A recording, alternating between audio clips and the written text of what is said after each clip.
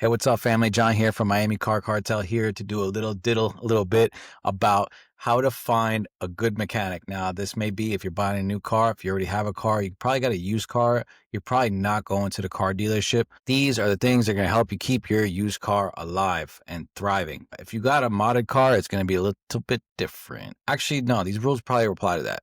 Okay, so if you're not a good mechanic or you aren't a mechanic, you're going to need to find a good mechanic. Everybody needs a good mechanic. They need to have the guy. You gotta have, I got a guy. You got a guy for everything. You got a guy for pizza. You got a guy where you get your meats from. You gotta have a good mechanic. You probably got a plumber. If you're a homeowner, anything that's used or new and you're not high end, you're probably gonna have to have a guy. You're probably gonna have to search one. Let's be real. A mechanic could be your best friend, but it could be your biggest regret. How do you find a good mechanic and avoid getting burned? Sometimes you got to get burned to know that you need one. Today we're breaking down, well, I like to think of myself as a good mechanic. So as we do this video, I'm going to see about the red flags, the green flags, how to test the shop, how to protect yourself like a pro. I could walk into a shop and I could see all the red flags. And then I could also see in a crappy shop where there's still going to be some gems, there's still going to be some good mechanics. But at the end of the day, the biggest rule of all, I think, goes with any trade or anybody, is that word of mouth. Word of mouth is king. If you heard someone that had a good experience, they're going to talk about it. If you heard that someone had a bad experience, they're going to talk about it.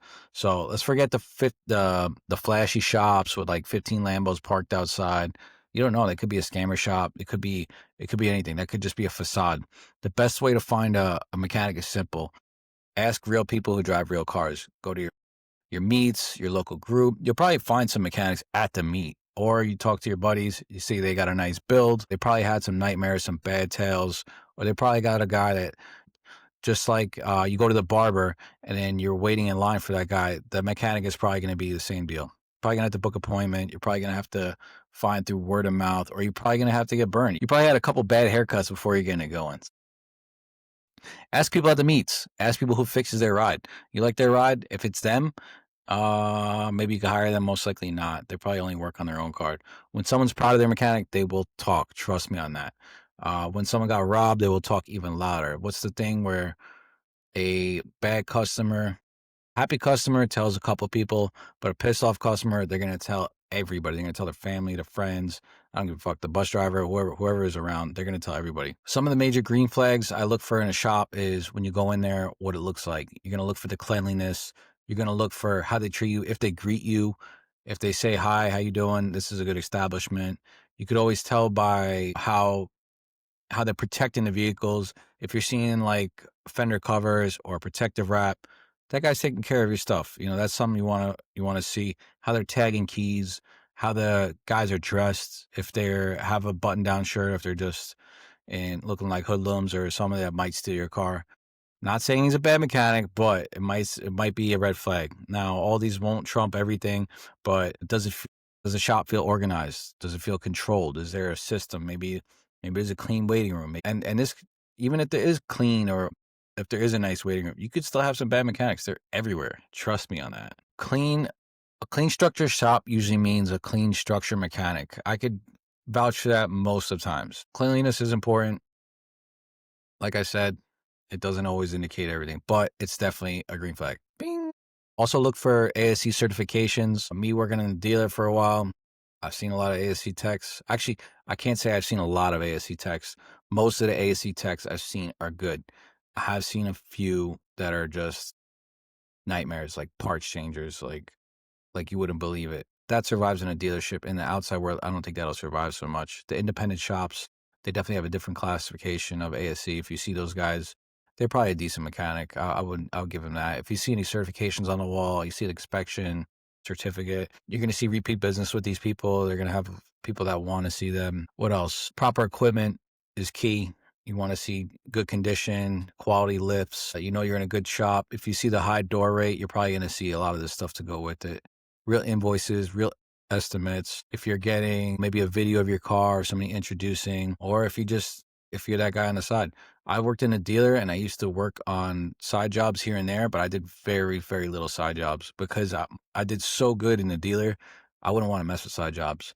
So to get me to do a side job, you really had to take care of me. So sometimes you do have to take care of a good mechanic. I mean, just like anything, someone's handling your food, somebody's washing your car, somebody that's, delivering you a good service, you're gonna take care of them. You're on vacation, you're getting some good service, you like the way it is, you take care of them, you're gonna get more of it. Trust me on that. And those guys speak, they'll look for you, they'll kind of attract you. If everything's handling written on lunch, like a lunch napkin, probably gonna want to run away. I don't know, man. It kind of goes both ways. You could have that that scribble handwriting. You could have, or just pay me this much money, kind of old school. I can't say that it's the best, but it might suit what you're looking for, depending on what your shop is. And nowadays, that stuff doesn't really fly. Honestly, it doesn't at all. Uh, a good mechanic will talk with you, not down to you. They'll use kind of layman terms. They won't belittle you how you're taking care of your car. They won't judge your car. They'll just say, "Oh, I see you're doing a good job here. This is how you could do this." They kind of coach you, kind of educate you. They kind of actually, if you don't understand, they will educate you as you're going. That's what the best techs do. If they can't explain it simply, they probably don't understand it well enough. That's definitely if you can't break it down into layman's terms, then that's probably not someone you want working with you on a car. A good mechanic will show you the bad part, like literally physically, like, hey, do you want this part back? Or they'll hit it on the first try. You won't have a beret of parts like, hey, you need this and this and this. Like, which one is it? Do you know which one fixed my car? Like, I'm spending an extra $2,000 because you just want to throw 3 parts in there. They respect your budget. They respect your time. They understand that this car is your livelihood. They give you options, not ultimatums. If you blow your motor, they're gonna say, here, sorry. They're not gonna say you need a new engine, get lost. They're gonna say, here's the price of a used engine, here's the price of a reman engine. Probably don't what you don't want to hear, but here's the price of a brand new engine. You're like, man, that's a lot of money. But they give you 3 options, they let you choose. They're not the ones deciding and saying, hey, you have to do this. They're giving you the lesser of two evils, and what they're giving you all the facts you need to make the decision. At the end of the day, it's your investment, it's your money. Whether you want to go to the dealer and get another car, that's on you. They won't just take your money and run. They're going to give you an honest opinion. If you're going deep into a diag, they might consider like, hey man, this is going to be a lot. For me to figure this out properly, this is what it's going to take. Instead of just saying, oh, it's going to be another 100, it's going to be another 100, it's going to be another 100. They'll be real with you and say, hey, this is what it's going to come down to. Most of the time, that will happen in heavy engine repairs or heavy transmission repairs. Like, how much do you want to get into this? How much do you have invested? Instead of just saying, oh, it's going to be this much, and maybe I'll tell you, maybe I'll get it right. The bad ones, they definitely get offended when they ask you questions, or if they ask for proof, or if you ask for a part and they get offended, like, oh, I didn't put that in. Like, chill out, man. I just want to see what I'm paying for. Anybody should be able to open that. Price versus value. This is where people mess up. They chase the cheapest quote. Cheap labor is like cheap cologne. It smells good till it burns. Cheap labor isn't good. Good labor isn't cheap. That's the one I live by. A good shop might cost more because proper diagnosis take time. Quality parts. They're using OEMs. They're not using ching chong stuff or cheap tires, made pop tires. They got higher overhead, higher employees. You're probably paying for the year experience behind it. They're probably also paying for their name. Like if they do something wrong or they wrong you, they probably still got your back. Other than someone who plays it cheap, like, oh, too bad. So what? What are you gonna do? Go somewhere else. Or it's gonna be X amount to fix this again.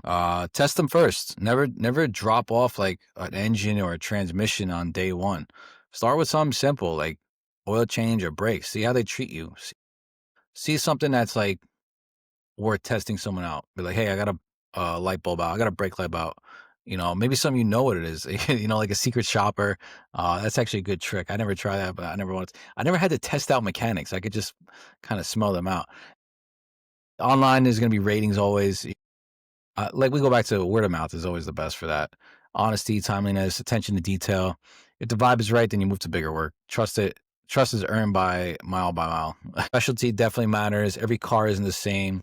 Every shop isn't either. You get the old school Germans, the Euros. You don't want to migrate to one of those shops. Don't just go to any independent shop. Go to someone where they know about that.